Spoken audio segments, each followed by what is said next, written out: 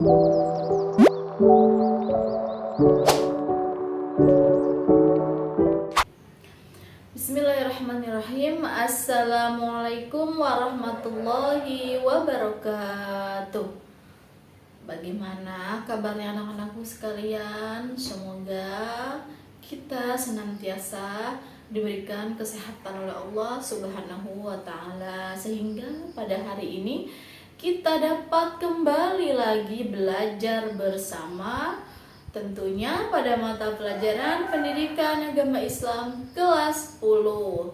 Ya, pada materi hari ini kita akan bahas tentang semangat menuntut ilmu dan mengamalkannya. Untuk pembahasan materi ini kita akan bagi menjadi beberapa subbagian. Yang pertama, kita akan bahas terlebih dahulu tentang pengertian menuntut ilmu, lalu tentang dalil menuntut ilmu, tentang hukum menuntut ilmu, serta keutamaan menuntut ilmu.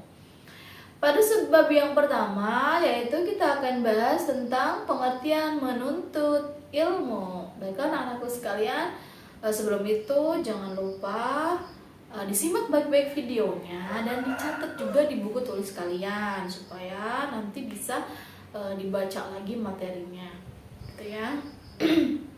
Yang pertama yaitu tentang pengertian menuntut ilmu. Apa itu menuntut ilmu?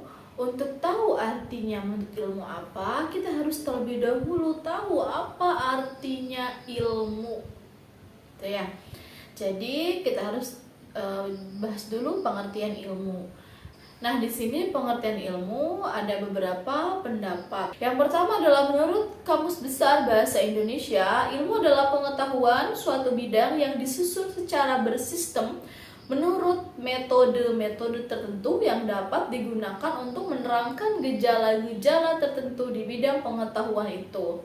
Itu menurut Kamus Besar Bahasa Indonesia. Selanjutnya, yang kedua, pengertian ilmu dalam bahasa Arab, ilmu itu berasal dari kata alima ya'lamu ilman, yang artinya mengetahui sesuatu. Selanjutnya, pengertian ilmu menurut Syekh Al-Qardawi yaitu ilmu adalah suatu upaya untuk mengikis kebodohan dan membuka pengetahuan alam semesta serta mendekatkan diri kepada Tuhan.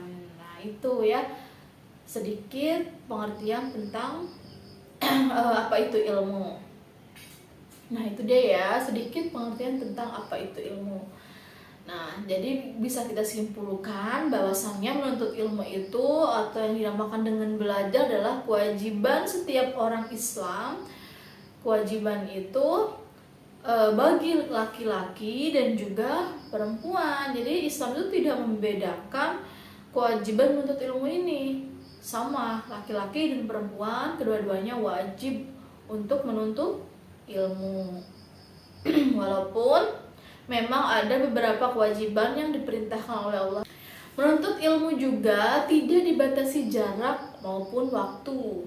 Bahkan ada ungkapan yang mengatakan bahwa tuntutlah ilmu walau hingga ke negeri Cina.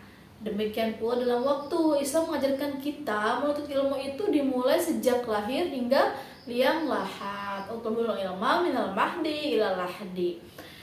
Selanjutnya, kita akan bahas tentang ayat-ayat Al-Quran tentang ilmu pengetahuan.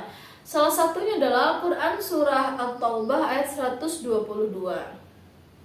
A'udzu billahi minasyaitonir rajim. Bismillahirrahmanirrahim. Wa ma kana al-mu'minuna liyanfiru kaffah falawla nafaru min kulli firqatin minhum ta'ifatun liyatafaqahu fid din wa liyunziru qaumahum idza raja'u ilaihim la'allahum yahdharun, yang artinya, dan tidak sepatutnya orang-orang mukmin itu semuanya pergi ke medan perang. Mengapa sebagian dari setiap golongan di antara mereka tidak pergi untuk memperdalam pengetahuan agama mereka dan untuk memberi peringatan kepada kaumnya apabila mereka telah kembali agar mereka dapat menjaga dirinya. Dalam tafsir Kemenak, Allah merintahkan bahwa tidak semua mukmin itu harus berangkat ke medan perang. Sebagian lagi harus menuntut ilmu dan mendalami agama Islam supaya ajaran agama Islam dapat diajarkan secara merata dan dakwah dapat dilakukan dengan cara yang lebih efektif dan bermanfaat sehingga kecerdasan umat Islam dapat ditingkatkan. Nah, selanjutnya kita akan bahas tentang hukum menuntut ilmu. Di sini hukum menuntut ilmu terbagi menjadi dua, ya.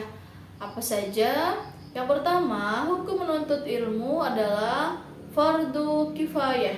Fardu kifayah ini berlaku untuk ilmu-ilmu yang harus ada di kalangan umat Islam, sebagaimana juga dimiliki dan dikuasai golongan kafir, seperti halnya ilmu kedokteran, perindustrian, ilmu falak, ilmu eksak, serta ilmu yang lainnya. Yang kedua, hukum menuntut ilmu adalah fardu ain, yaitu hukum mencari ilmu menjadi fardu ain jika ilmu itu tidak boleh ditinggalkan oleh setiap muslim dan muslimah dalam segala situasi dan kondisi, seperti ilmu mengenai Allah dengan segala sifat-sifatnya, ilmu tata cara beribadah, dan lain sebagainya. Yang selanjutnya adalah keutamaan orang yang menuntut ilmu. Keutamaan orang yang menuntut ilmu. Di sini ada beberapa keutamaan untuk orang-orang yang menuntut ilmu. Apa saja keutamaan itu? Yang pertama adalah diberikan derajat yang tinggi di sisi Allah. Yarfa'illahu alladhina amanu minkum walladhina utul ilma darajat. Ini dijelaskan dalam Al-Quran surah Al-Mujadalah ayat 11. Yang artinya niscaya Allah akan meninggikan orang-orang yang beriman di antara kamu dan orang-orang yang diberi ilmu pengetahuan beberapa derajat. Yang kedua, diberikan pahala yang besar di hari kiamat nanti. Yang ketiga, merupakan sedekah yang paling utama. Yang keempat, lebih utama daripada seorang ahli ibadah. Yang kelima, lebih utama daripada sholat 1000 rakaat. Masya Allah, ya. Yang selanjutnya, diberikan pahala seperti pahala orang yang sedang berjihad di jalan Allah. Dan yang terakhir, dinaungi oleh malaikat pembawa rahmat dan dimudahkan jalannya menuju surga. Man salaka tariqan yaltamisu fihi ilman sahalallahu bihi tariqan ilal jannah. Barang siapa yang menempuh perjalanan untuk menuntut ilmu, niscaya Allah akan memudahkan jalannya menuju surga.